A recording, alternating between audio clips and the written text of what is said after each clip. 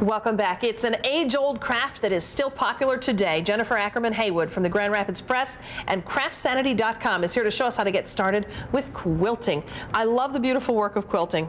I've tried it. Lots of puckers. Lots of puckers. Look at this one. Puckers are good. That's the quilt character.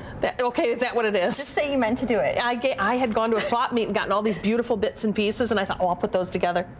I gave them away. The puckers. Well, don't give up. Yeah, okay. Especially because your inspiration for doing this is a really special story. Yeah, my column this weekend is about Margaret's Hope Chest. It's a local charity and really impressive. Two women, a mother and daughter team, have a very inspiring story of why they did this. They did this in honor of the grandmother who was a victim of a crime, and Margaret. And this is Karen and Carol, and they are really just so inspiring. And so check out Sunday's Grand Rapids Press for the story behind Margaret's Hope Chest and what they're doing, and what I'm hoping to help them with get the word out about is they're making quilts for Grand Rapids children in Grand Rapids who are going to be homeless over the Christmas holiday. The school district helps. Last year they helped 1,100 students at some point during the school year, and so at Christmas time they want to make sure the kids who are in local shelters are going to have an opportunity to get a quilt. In fact, if you want to participate in this, before we inspire you with a little stitching, there is the person that you need to contact if you'd like to donate a quilt that you have made. We'll put that on our website so you have it, guys. Okay, so show us how easy it is, Jennifer. Yeah, so what I'm doing over here, this is the one I've started to make that I'm going to donate. These are just squares, just cut squares, and the project is called Hope Squared, like this particular project for Grand Rapids. So just cutting, I just have a bunch of squares here, and that's where we're going to start out. And I'm going to actually have some gatherings at the YMCA downtown, a couple Saturdays coming up on the 10th and the 24th. People can come out and learn how to do this. I'm going to work in miniature here. I have just two squares that you start by connecting one at the same time. Put the right sides together. Yep. Just sew along the edge. You can do about a 1/4 inch. I was going to ask what size seam. And I don't do any back stitching because you're going to be sewing these together, so it will get connected.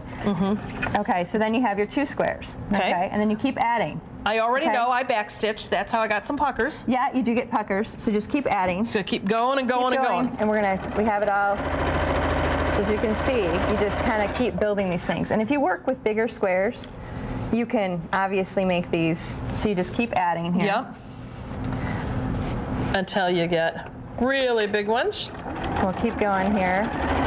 Somehow I had trouble getting all my stuff to line up too. Well, it can be a little bit tricky, but you know what? You practice, and even if your first one isn't perfect, you learn from every one you do. Yes. And you get better.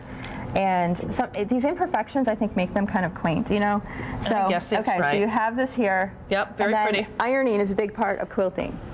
And you want to iron your seams open. I iron them open. Some people iron them to the side. It kind of comes down to personal preference. Yes. But having a nice hefty iron helps. So you're left with this. Very nice. And then what I'm going to do, obviously, when you're working with a big quilt, that's not ready. That's not a quilt size. They're aiming for people to have these roughly 44 by 60 inches.